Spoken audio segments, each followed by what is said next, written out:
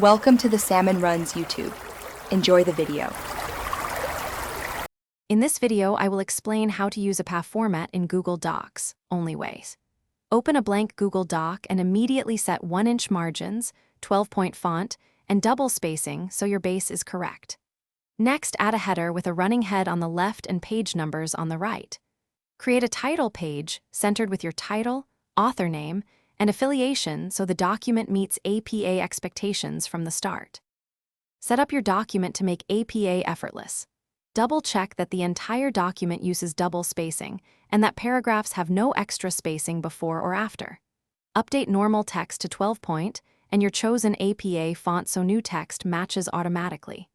Use title and heading styles for section headings so your table of contents and navigation stay consistent. Use the ruler for hanging indents on reference entries to ensure tidy formatting. If you're finding this helpful, please subscribe and like to support the channel. Quick recommendation. These leak-proof meal prep containers make snack time neat and save your notes from spills. They seal tightly and stack well in backpacks while you draft. They are perfect for meal prep breaks during long writing sessions and help you stay focused without mess. Check the description for the link and other deals. Grab a set if you like what you hear. Now let's get back to the video. Use clear in-text citations to connect your claims to sources. For one author, include the author's last name and year in parentheses, and for two authors, include both names. For three or more, use the first author plus et al. For direct quotes, include page numbers, and for paraphrases, include author and year.